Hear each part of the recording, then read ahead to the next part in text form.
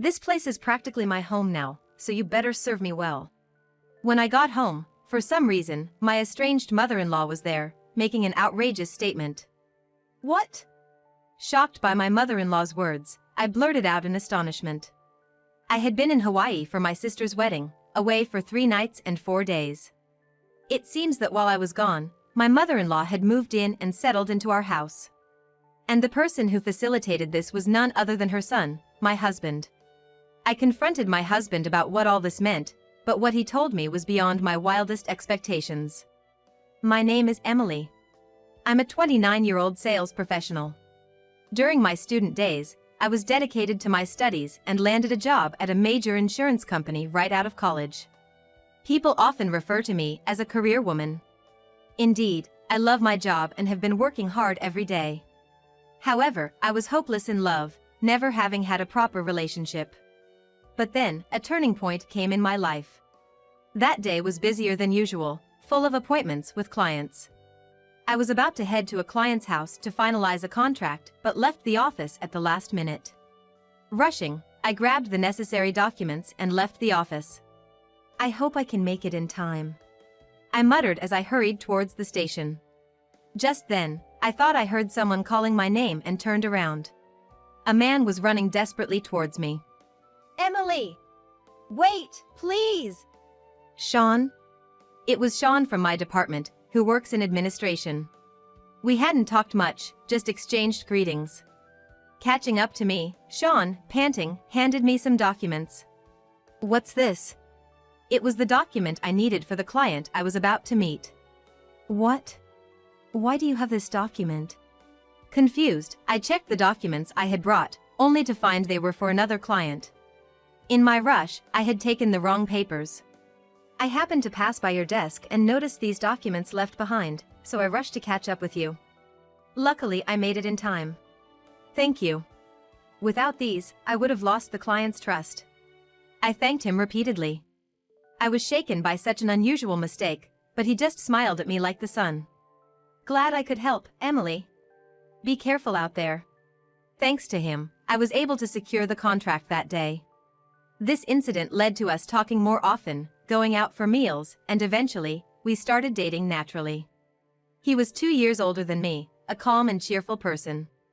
After dating for exactly 2 years, we decided to get married.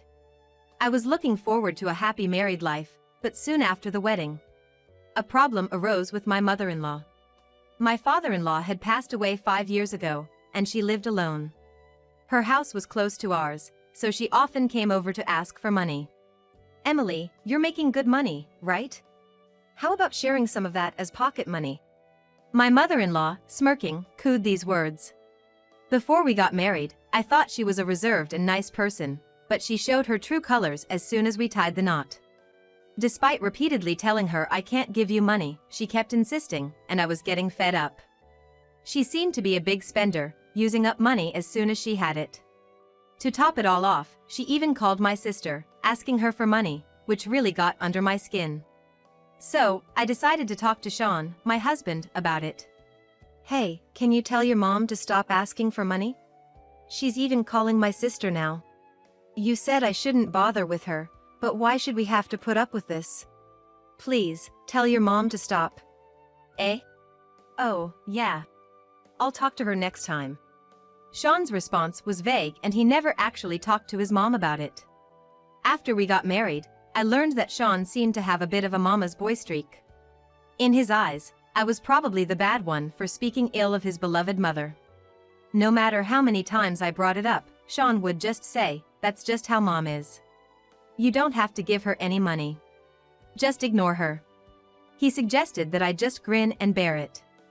As expected, he never really talked to his mom about stopping her behavior. On top of that, my mother-in-law constantly criticized the way I did household chores, which really annoyed me. Meanwhile, as she got older and her health declined, she began hinting at wanting to move in with Sean and me in our spacious house.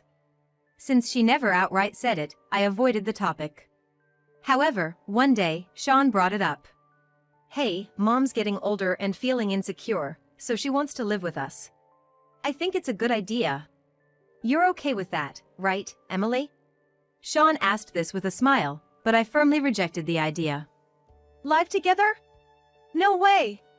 I absolutely refuse. Sean didn't like my response and lashed out at me. What's with that attitude? Mom's just trying to be nice by saying she wants to live with us. Then let me ask you, what's in it for me? It's stressful enough dealing with her constant money demands and never-ending criticism of my housework. Even living apart is already taking a toll on me mentally. There's no way I can live with her 24/7. What do you mean, what's in it for me? We're family. Did you marry me just for the benefits? Our argument escalated into a shouting match and lasted for a while. In the end, neither of us budged, and our argument continued into the next day. In the midst of this, my sister's wedding in Hawaii was approaching, and I was busy preparing my dress and other things. My parents had passed away in a car accident 3 years ago, and since I'm estranged from other relatives. My sister, Katie, who's 3 years older than me, is the only blood relative I have. We've been close since we were kids, and I could tell her anything, even things I couldn't share with our parents. I was as happy as if it were my own wedding when I heard she was getting married and was really looking forward to her wedding. The wedding date was set before Sean and I got married, so I planned to attend alone. About 5 days into our argument, Sean unexpectedly apologized. Sorry, I went too far. If you don't want to live with Mom, we don't have to. Really? I was relieved by his words. Thank you. I'm sorry for being so assertive, too. No worries. By the way, your sister's wedding is coming up, right? You're gonna be in Hawaii for 3 nights and 4 days. Have a great time. I smiled back at Sean, beaming with joy. Thank you. I'll take lots of photos and videos.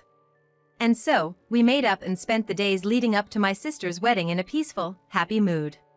On the wedding day in Hawaii, the venue was beautiful, with a magnificent view of the pristine sea through large windows.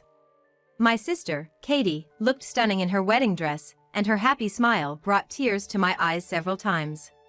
Katie's husband, Ken, was a reliable and wonderful person whom I had met several times. I felt at ease knowing she was in good hands with him. I wholeheartedly celebrated their union. After the wedding, having enjoyed my sightseeing, I returned to Japan after my 3-night, 4-day stay. I'm home! I called out as I opened the front door of my house. To my surprise, it was my mother-in-law who appeared. Welcome back, Emily. You're here? I was shocked, and she snorted in response. Here? This is practically my home now, so you better serve me well. What? Astonished by her words, I hurried to the living room, where, as expected, I found Sean lounging on the sofa. What's going on? Why is your mom here? You said we didn't have to live together. Making such a fuss as soon as you get back. I lied about not living together. I moved Mom's stuff in while you were in Hawaii, so we're all living together starting today. His casual declaration infuriated me. It seemed Sean had planned to sneakily move his mother in while I was away for my sister's wedding. So you tricked me? It's not tricking. Don't be so dramatic. This is a perfect chance for you to show some filial piety. After all, you don't have your real parents anymore, so why not make the most of this opportunity? His smirking response disgusted me. My mother-in-law chimed in, exactly. You should value your in-laws more. Start with giving me a massage. That's right, Emily. Make sure to massage Mom daily. And about Mom's room, the 2nd floor will be hard for her to climb, so let's turn the 1st floor room into her room. Their presumptuous planning was too much for me, and I raised my voice. Stop joking around. This is horrible. Sean frowned and snapped at me. What's with that attitude? Like it or not, we're living together starting today. If you don't like it, leave. Stunned by his outburst, he added insultingly, well, your parents are gone, and you have nowhere else to go, do you? Feeling my feelings for Sean drop to freezing, I made my decision. Fine. Let's get a divorce. I'll handle everything. They both laughed loudly at this. Try if you think you can. Do you even have the guts to divorce? You have nowhere to go. But sure, I agree with the divorce. You're not even cute. always acting so high and mighty just because you can do a bit of work. Sean's right. You don't even give us an allowance, and you're so defiant. A daughter-in-law like you should just leave. Their verbal abuse continued, but I had already decided to part ways with them and kept silent. Taking advantage of my silence, the two of them continued to spew insults. However, I ignored them. Pulled out my phone and made a call to someone. The phone rang, and I waited for the other party to answer. "What are you doing? Who are you calling?" Sean asked curiously, but I began to speak as soon as my call was answered. "Hey, Katie?" Yes, I had called my sister, Katie. "Emily, thank you so much for coming to the wedding. Are you back home now?" "Yes, I'm back. The wedding was wonderful. Congratulations again. I called because I've made a decision and wanted to tell you right away since I've worried you so much." As I spoke, Sean and my mother-in-law watched with bated breath, wondering what was happening. "I've decided to divorce Sean. As for the house, it's too big for just me, and I have no plans to rebuild it.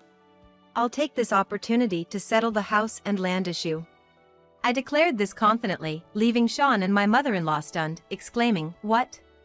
My sister Katie was happy with my decision and said, "Let me know if there's anything I can do to help." I thanked her and hung up the phone. At that moment, Sean started yelling at me. "What are you doing, deciding all this by yourself? You plan to clear the land and the house? Don't joke around." "Yeah, right. After all, Sean is the legal owner of the land and the house, isn't he? You can't just decide something like this on your own." His mother's words made Sean falter, and he stammered, "Well, that is." Seeing their confused faces, I clarified firmly. "You seem to be mistaken, but I am the legal owner of this house and land." "What, really? But Sean said he was the owner." She raised her voice in disbelief, turning to Sean. "You are the owner, right, Sean?" Sean stayed silent, not answering her. I spoke to him calmly. "I had a feeling, but you really did lie to your mother about being the owner. Why would you do that?" Sean burst out. "I was mad that you earn more than me. I couldn't get a loan for this house with my salary, so it ended up being in your name. It hurt my pride as a man. So, to my mom." "So, you lied about being the owner to save face." I cut him off, and he admitted in a mumble, "Yeah, I did. I just kept telling her that until I started believing it myself." Sean and I work at the same place, but our jobs and salaries are quite different. Me in sales and him in administration. I earn substantially more, thanks to my hard work and the support of my colleagues. But honestly, Sean's salary was so low it was hard to believe he worked at the same company. Yet, there were others in the same clerical jobs as Sean who were earning a decent wage. Sean would say, "Working in a clerical job doesn't mean anything. It's not worth it." He lacked motivation at work and was always waiting for instructions. Even when he had tasks to do, he quickly delegated them to his juniors. His personality was likable enough that he wasn't completely ostracized in the department, but it was clear he wasn't a welcome presence.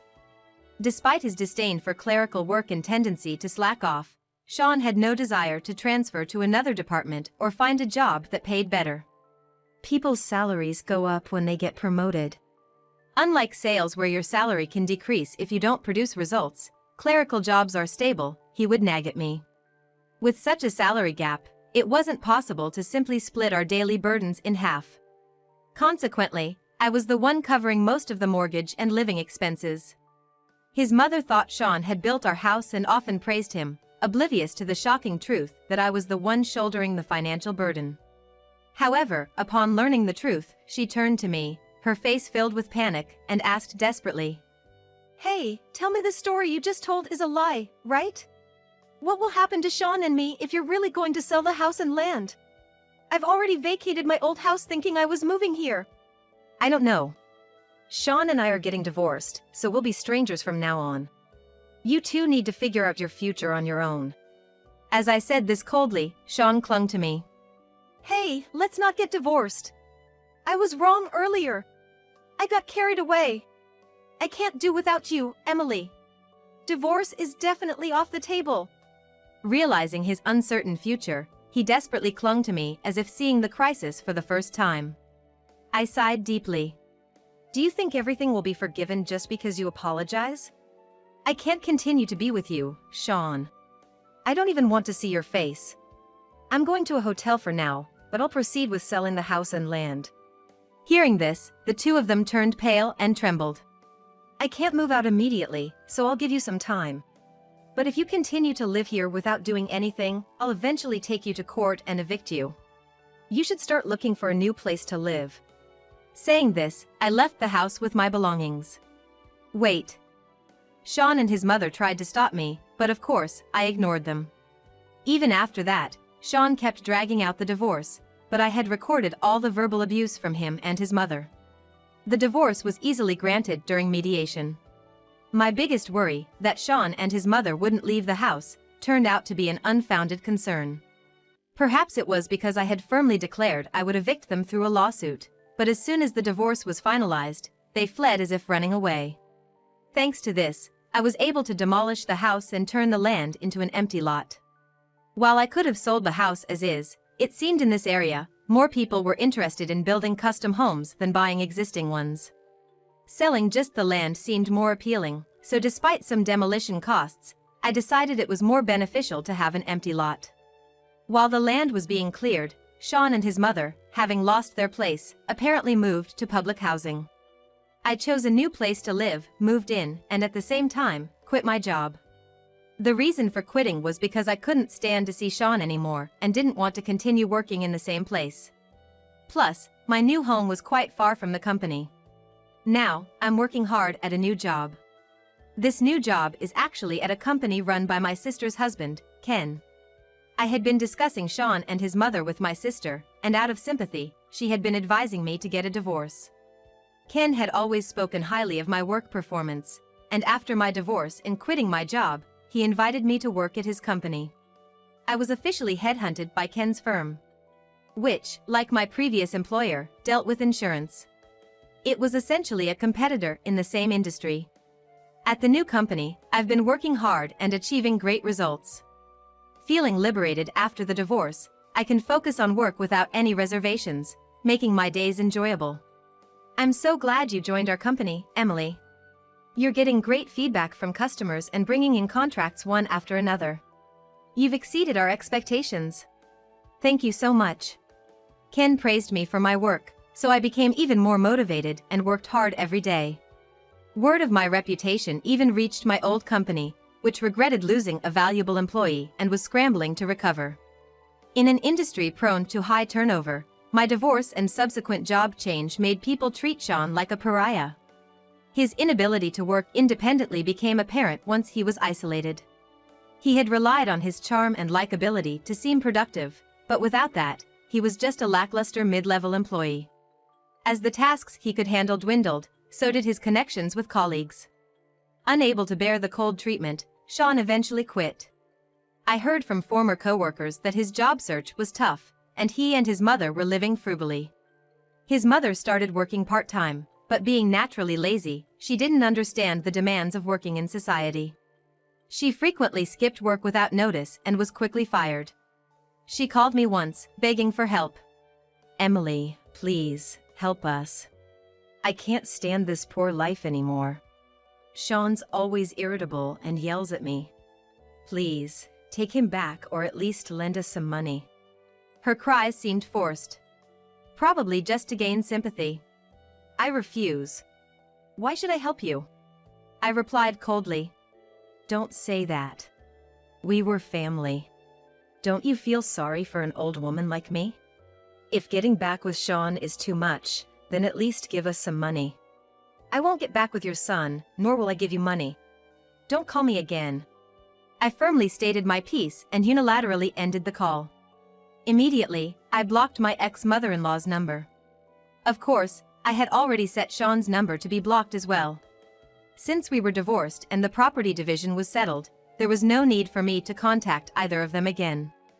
Finally, I felt relieved to have blocked those numbers, just to be safe. A year has passed since then, and I'm still working hard at Ken's company. I don't have a boyfriend, but I'm done with romance for now and am satisfied with my current way of life. My sister and I remain close and meet often. Recently, I found out she's pregnant, and I'm eagerly looking forward to the birth of a new member in our family. One day, while working in the area where I used to live with Sean, I saw a man in shabby clothes, with messy hair and a bushy beard, picking up cans under a bridge. Taking a closer look, I was shocked to realize it was Sean. Seeing his pitiable state, I couldn't help but stop in my tracks. I had heard from former coworkers that Sean's job search wasn't going well because he limited himself to clerical work. With his personality and inherent cheerfulness, he could have found other jobs even if they weren't in administration. Back when we were still a happy couple, I had even suggested he switch to a field where he could utilize his talents. It pained me to realize that my words had never resonated with him. But we are strangers now. His current situation is the result of choices Sean himself made. It's not my place to say anything, so I looked away and walked straight ahead.